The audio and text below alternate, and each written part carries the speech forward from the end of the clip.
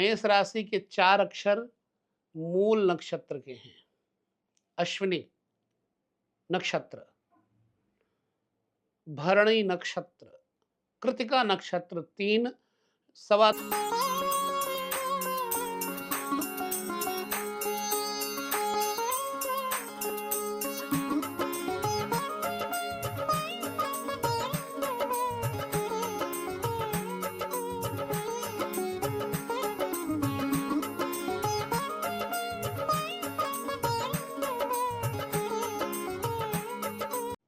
आज इस कुंडली में तुमको ये जानना है कि मध्यम आयु के जो ग्रह होते हैं किस प्रकार से जातक को न कम न ज़्यादा मध्यम आयु देते हैं। दूसरा प्रकरण है कि मूल नक्षत्र क्या महत्व रखते हैं आयु के लिए, पिता के लिए, माता के लिए, दादा के लिए।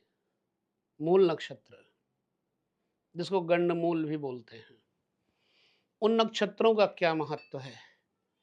तो 8वें घर को ही लेकर के हम ये सब्जेक्ट देंगे, फिर अगले 9वें घर में प्रवेश करेंगे बाद में। लग्न अष्टम ये तुम्हें पता लग ही चुका है। ये पहला घर है, दूसरा घर है, तीसरा घर है, चौथा घर है, पांचवा घर है, छठा घर है, 7वां, 8वां, 9वां। जब किसी भी कुंडली की बात होगी तो काल पुरुष की कुंडली में सबसे पहले प्रवेश किया जाता है। लाल किताब में काल पुरुष की कुंडली के द्वारा ही ग्रहों का अन्वेषण विश्लेषण किया जाता है। वहां पर यही काल पुरुष की कुंडली चलती है। उसके बारे में भी लाल किताब से संबंधित विषय अनुक्रमणिका लेकर चलेंगे बाद में।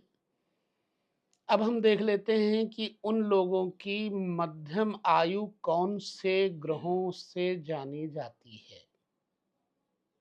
एक होता है पण फर भाव। पिछले उसमें वीडियो में, पिछले सब्जेक्ट में क्या कौन सा था? आपोक्लिम। अब आपोक्लिम का मतलब क्या था? केंद्र से व्यय भाव। अब है पण फर, केंद्र से द्वितीय भाव। आपोक्लिम केंद्र से व्यय भाव और ये है केंद्र से धन भाव। इसको बोलते हैं पण फर। जन्म कुंडली में अष्टमेश पण फर में केंद्र से द्वितीय भाव, अष्टमेश पण फर अर्थात केंद्र से द्वितीय भाव में हो। द्वितीय भाव कौन से हैं? यह द्वितीय भाव है, यह द्वितीय भाव है और यह द्वितीय भाव है, यह द्वितीय भाव है। केंद्र हो गए ना, तो केंद्र से द्वितीय भाव, केंद्र है ना, द्वितीय भाव, केंद्र है द्वितीय भाव, केंद्र है द्वितीय भाव। ये कौन से बन गए? पण फर। अष्टमेश पण फर यानी केंद्र से द्वितीय भाव में हो तो जातक की मध्यम आयु होती है। जैसे हमारे अष्टमेश यह मंगल हैं, यहां बैठ जाए तो मध्यम आयु, यहां बैठ जाए तो मध्यम आयु, यहां बैठ जाए तो मध्यम आयु, यहां बैठ जाए तो मध्यम आयु। यह एक फार्मूला है। दूसरा एक और सूत्र, अगर अष्टमेश शनि और दशमेश, अष्टमेश शनि और दशमेश, चूंकि यहां पर दशमेश भी शनि ही है, लेकिन जिन कुंडलियों में 10वें शनि नहीं है उनके लिए। अब शनि को क्यों कहा है? क्योंकि शनि आयु के कारक हैं। अष्टमेश शनि और दसम भाव के स्वामी पड़फर में हो, यानी द्वितीय लग केंद्र से द्वितीय भाव में हो, तो जातक की मध्यम आयु होती है। राइट। लग्नेश और अष्टमेश, जो लगन का स्वामी है और जो अष्टम भाव का स्वामी है, यहां दोनों ही मंगल हैं। दो ऐसी लग्नें हैं जिनके अष्टमेश और लग्नेश एक ही होते हैं। एक मेष लग्न और दूसरी तुला लग्न। जब तुला लग्न यहां होगी तो वृष लग्न यहां होगी।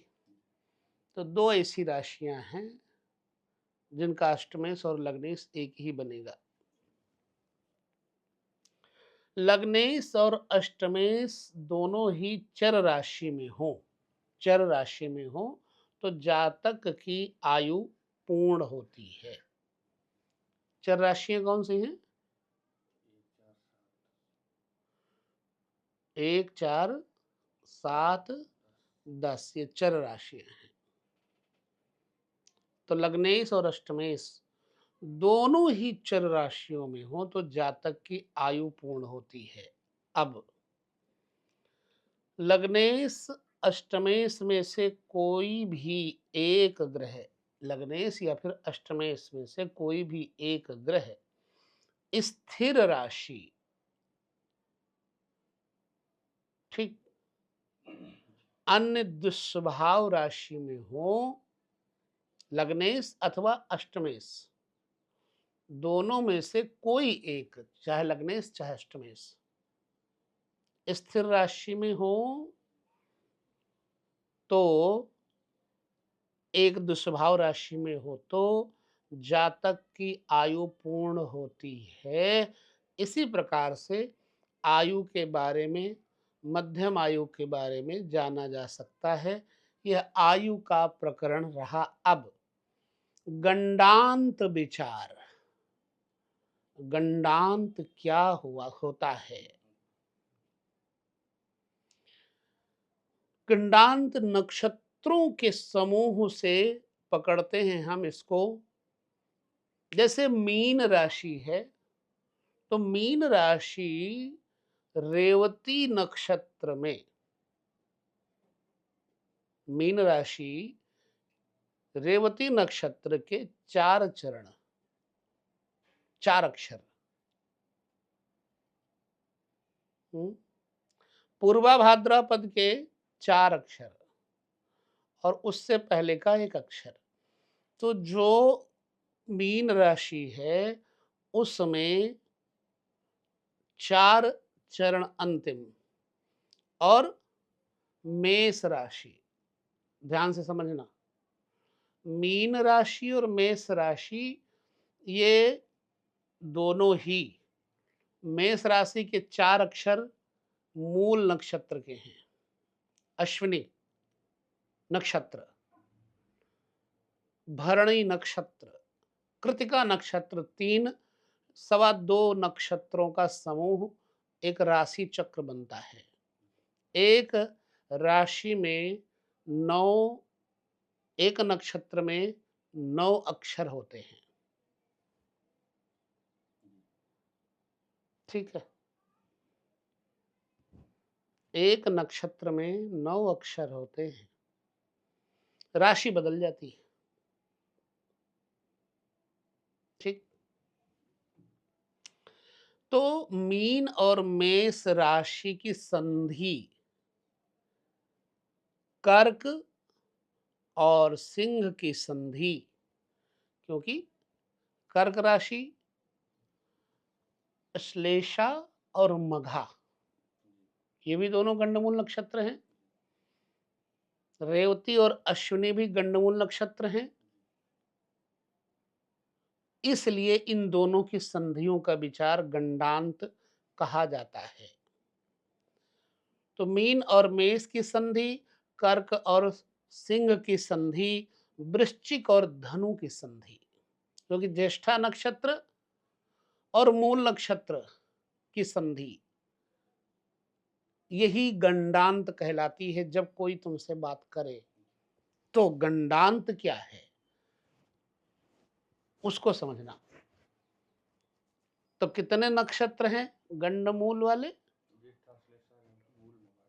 कितने हो गए? 6 हो गए। और यहां हमने कितने नक्षत्रों की बात की है?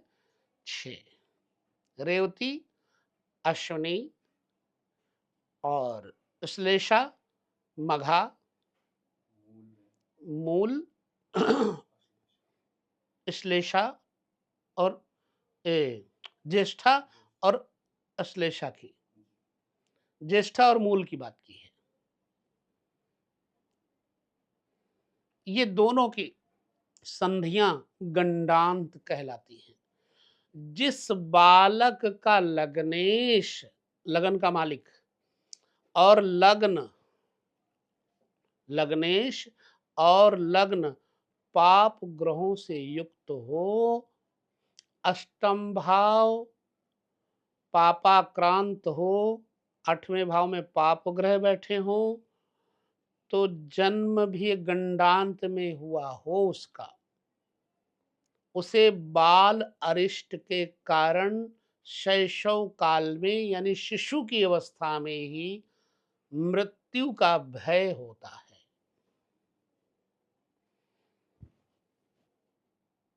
नहीं समझ में आया क्या? लग्न, लग्नेश दोनों ही पापक ग्रहों से आवेष्टित हों, अष्टम भाव में भी पाप ग्रह बैठा हो, जैसे लग्न और लग्न का स्वामी मंगल, ये दोनों पाप ग्रहों से युक्त हो, तथा अष्टम भाव भी पाप ग्रहों से परिपूर्ण हो, तो उस बच्चे की आयु शिशु काल में ही समाप्त हो जाती है, संभावनाएं बनती हैं। और चंद्रमा तथा लग्न, चंद्रमा और लग्न दोनों का गंडांत में होना अनिष्टप्रद कुछ विद्वानों ने कहा है। गंडांत में जन्म होने पर माता पिता या फिर स्वयं शिशु की मृत्यु का भय होता है, इसीलिए लोग जाते हैं पहले जन्म पर ही बच्चे के पूछ लेते हैं कि यह किस पर भारी है। अब मूल विचार कर लेते हैं, मूल नक्षत्रों का विचार कर लेते हैं। अगर ये समझ पा गए हो तो ठीक है भाई। दो नक्षत्र, दो दो नक्षत्रों का समूह मूल नक्षत्र होता है, जैसे अश्विनी और रेवती। रेवती अंतिम नक्षत्र है, अश्विनी पहला नक्षत्र है। रेवती समाप्त हो रहा है और अश्विनी में, तो ये हो गया गंडांत, उसके अंदर इसका अंत हुआ एक गंडमूल का, दूसरे में प्रवेश हो रहा, उसे गंडांत कहते हैं। अभी समझ लग गई? तो 6 नक्षत्रों के मध्यकाल में गंडांत हो सकता है। मूल नक्षत्र का स्वामी केतु है, उठा करके देख लेना। और धनु राशि है, मूल नक्षत्र का स्वामी केतु है, राशि धनु है। इसके प्रथम अंश, पहला चरण 13 घड़ी 20 पल पर्यंत जो होता है वो समझे प्रथम चरण रहता है, 13-20। ये अश्विनी से 19वां नक्षत्र पड़ता है, मूल नक्षत्र 19वां नक्षत्र पड़ता है। इसी तरह अश्लेषा 9वां नक्षत्र, 9th, अश्विनी से जो ये अश्लेषा है ये 9वां नक्षत्र कर्क राशि के 16 अंश 40 कला तक राशि की समाप्ति तक रहता है। नक्षत्र चरण 3-20 जो 3 अंश हैं, 20 कला हैं, वो एक होता है। नक्षत्र का चरण 3 अंश 20 कला का होता है नक्षत्र चरण। मूल के प्रथम चरण में यानी धनु राशि में 3-20 तक या मूल के द्वितीय चरण में धनु राशि 3-20 से 6-40 तक, मूल नक्षत्र के तृतीय चरण धनु राशि रहेगी 6-40 से 10 अंश तक तृतीय चरण होता है। और चौथा चरण मूल नक्षत्र का धनु राशि ही रहेगी 10 से 13-20 तक चतुर्थ चरण होता है। अब इसको समझें। अश्लेषा चतुर्थ चरण कर्क राशि 26 अंश 40 कला से अगर बीच में है, ये आजकल सॉफ्टवेयर पर उपलब्ध हो जाता है, नहीं तो इसको निकालना पड़ता है गणित करके। अश्लेषा का चतुर्थ चरण किसके लिए भारी होता है? पिता के लिए भारी होता है, इसको याद रख लेना। जिस बच्चे का जन्म अश्लेषा नक्षत्र के चतुर्थ चरण में हुआ हो, वो बच्चा, और वो भी 26-40 के बाद, तो वो पिता की मृत्यु का भय उत्पन्न करता है। ये हो गया अश्लेषा नक्षत्र का चतुर्थ चरण। अगर तृतीय चरण में है अश्लेषा नक्षत्र में 23-20 से 26-40 तक तृतीय चरण, पहले आया चतुर्थ चरण में पिता की मृत्यु, और तृतीय चरण में श्लेषा में है तो माता की मृत्यु का भय होता है। अब आ गया अश्लेषा का द्वितीय चरण। पहले चौथा चरण बताया, फिर तीसरा बताया, द्वितीय, और फिर पहला, ऐसे बताएंगे। अश्लेषा से द्वितीय चरण 20 अंश से 23 अंश 20 कला तक वंश का नाश करता है। कभी सुना होगा कि राजा महाराजाओं ने ऐसा ऐसा बच्चा जन्म हुआ तो उसको उठा करके किसी को दे दिया ताकि वंश का नाश ना हो। अश्लेषा प्रथम चरण अंतिम चरण है। अश्लेषा प्रथम चरण 16-40 से 20 अंश तक धन और समृद्धि होती है। जब अश्लेषा से प्रथम चरण में बच्चे का जन्म हुआ हो तो धन का लाभ बताया गया है। ये सब चीजें समझना चाहिए। ये तो हो गया मूल नक्षत्र की बात, गंडांत की बात, और ये जो रिकॉर्ड कर रहे हो, रिकॉर्ड हो जाएगा, इसको बाद में अच्छे से समझ भी लेना। एक नक्षत्र में 9 अक्षर होते हैं। 9 अक्षर होते हैं एक नक्षत्र में, और 27 नक्षत्र होते हैं। और 27 नक्षत्र को 4 गुना कर लो तो 108 होते हैं। कुल अवकहड़ा चक्र देख लेना, जहां आ ई उ ए ओ लिखा होगा, उसमें 108 अक्षर आते होंगे, चेक करना। यही चीज नवमांश के लिए आगे समझने में बहुत काम आएगा। तो अश्लेषा नक्षत्र के 4 चरणों में जन्म लेने पर 4 प्रकार की बातें आई। प्रथम हुआ चौथे चरण में बच्चे का जन्म हुआ है तो पिता के लिए अनिष्ट, तृतीय चरण में हुआ है तो माता के लिए, द्वितीय चरण में हुआ है तो वंश का नाश, चतुर्थ चरण में अगर दशलेशा के चतुर्थ चरण में हुआ है जन्म तो धन समृद्धि, पैसा रुपया बढ़ाएगा बच्चे का जन्म। अब नवम घर में पहुंचने से पहले कुछ अष्टमेश के योगों पर एक दृष्टि डाल दो। जन्म कुंडली में अष्टमेश की महादशा में, अष्टम भाव के स्वामी की महादशा में त्रिक भावाधिपति की अंतरदशा घातक होती है। अष्टमेश की महादशा में त्रिक भावाधिपति की अंतरदशा घातक होती। कैसे? समझो, अभी ये तुमको प्रश्न का उत्तर मिल जाएगा जो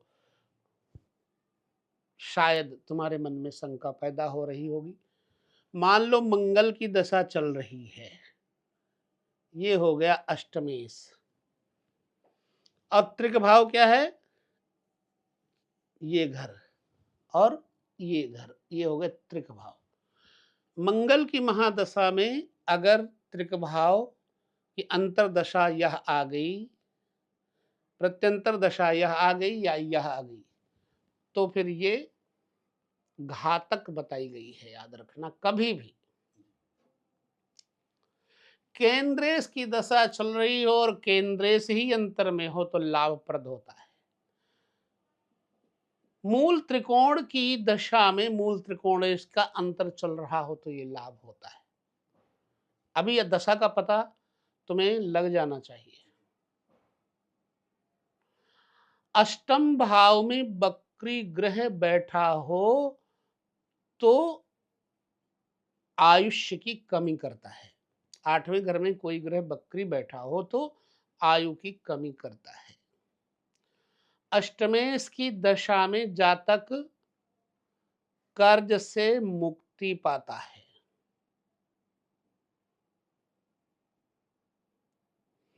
अष्टमस्थ जो अष्टम में बैठा हुआ ग्रह है या अष्टमेश वर्गोत्तम हो, जो अष्टम भाव का मालिक है वो, या अष्टम में अष्टमस्थ ग्रह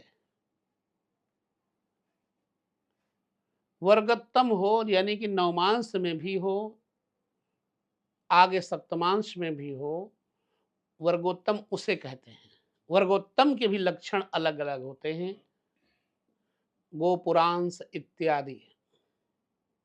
वर्गोत्तम जितना ज्यादा, जितनी कुंडलियां होती हैं वर्ग कुंडलियां, जैसे मान लो तुम्हारा मंगल वृश्चिक में बैठा है लग्न में, वही नवमांश में वृश्चिक में बैठा है, वही सप्तमांश में द्वादशांश में बैठा है, तो वर्गोत्तम बढ़ता जाएगा। वो विशिष्ट वर्गों में योग्य ग्रह माना जाएगा, उसे वर्गोत्तम कहते हैं। अष्टमस्थ ग्रह या अष्टमेश वर्गोत्तम होने पर जातक को पैतृक संपत्ति की प्राप्ति होती है। यदि अष्टम में बैठा हुआ ग्रह षष्ठेश के नक्षत्र, षष्ठेश यहां बुध है, षष्ठेश के नक्षत्र में हो अथवा अष्टमेश के नक्षत्र में षष्ठ भावस्थ ग्रह बैठा हो, मान लो ये मंगल है और ये इसके नक्षत्र में है बुध के, या यहां बैठा है और अष्टमेश के नक्षत्र में है, तो जातक भाग्यशाली होता है। ये विविध प्रकार के योगों को समझ लेना चाहिए।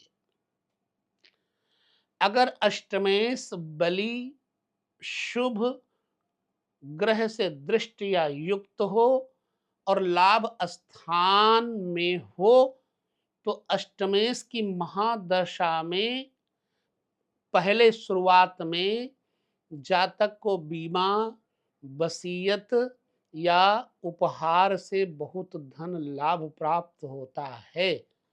कई बार लोग पूछ लेते हैं कि मुझे कोई ऐसा लाभ होगा। अष्टमेश बलि हो, शुभ ग्रह के साथ बैठा हो, या फिर शुभ ग्रह से देखा जाता हो, जैसे यहाँ अष्टमेश मंगल है और 11वें घर में बैठा हो, तो इसकी दशा में ये चीजें तुमको मिलेंगी या किसी को मिलेंगी। अष्टम भाव में शुभ ग्रहों की स्थिति अनायास वसीयत आदि से धन दिलाती है। 8वें घर में शुभ ग्रह बैठे हों तो कई बार कोई वसीयत कर देता है तो अचानक उनको धन मिल जाता है। अगर सुख भाव का स्वामी सुखेश अथवा भाग्य भाव का स्वामी भाग्येश अष्टम में बैठा हो और इसी की दशा आ जाए तो धन की हानि होती है।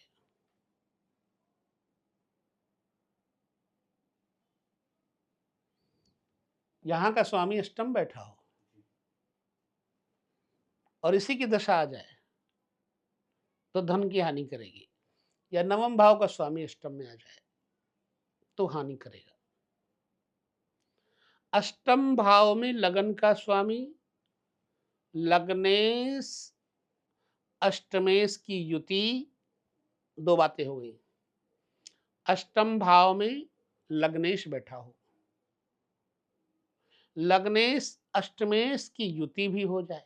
यहां एक ही है इसलिए यहां अष्टमेश लग्नेश दो नहीं हो सकते। अष्टमेश और लग्नेश की युति लग्न में हो जाए। पहली बात, लग्नेश अष्टम में हो। दूसरी बात, अष्टमेश और लग्नेश एक साथ लग्न में हो जाए तो, अथवा अष्टमेश जो है लग्नस्थ हो तो जातक का बचपन कष्ट में और अभाव में व्यतीत होता है।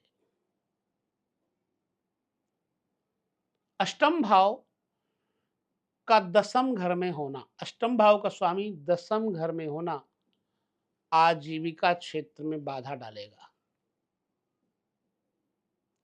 लेकिन दशमेश यदि अष्टमस्थ हो तो जातक सत्यनिष्ठ, कार्यकुशल, पराक्रमी तथा व्यर्थ के झगड़े टंटे से बचकर सफलता पाने वाला होता है। ऐसा क्यों? यहां का स्वामी अगर अष्टम में है तो दो बातें, यहां का स्वामी दसम में है तो आजीविका में कष्ट होगा, लेकिन यहां का स्वामी यहां है तो ये सफलतादायक होगा, क्योंकि दसम भाव से यह भाव 11वां भाव पड़ता है, आय भाव है। अष्टमेश अथवा शनि अष्टमस्थ हो, अष्टमेश अथवा शनि अष्टमस्थ होने पर आयु की वृद्धि होती है। ये आज का विशेष प्रकरण है जो बहुत आवश्यक है, क्योंकि इसमें नेगेटिव रोल ज्यादा रहे हैं। अष्टम मृत्यु भाव, इसलिए इसका रोल बहुत रहा। यहां पर हम इस प्रकरण को विराम दे देंगे ताकि हम और योगों पे आगे समझा सकें। फिर नवम घर में चलेंगे, दसम घर में चलेंगे, 11वें घर में चलेंगे, 12वें घर में चलेंगे। हमने अभी तक 8 घर के बारे में चर्चा की है। नवम, दसम और 12, 4 घर और बाकी बचे हैं।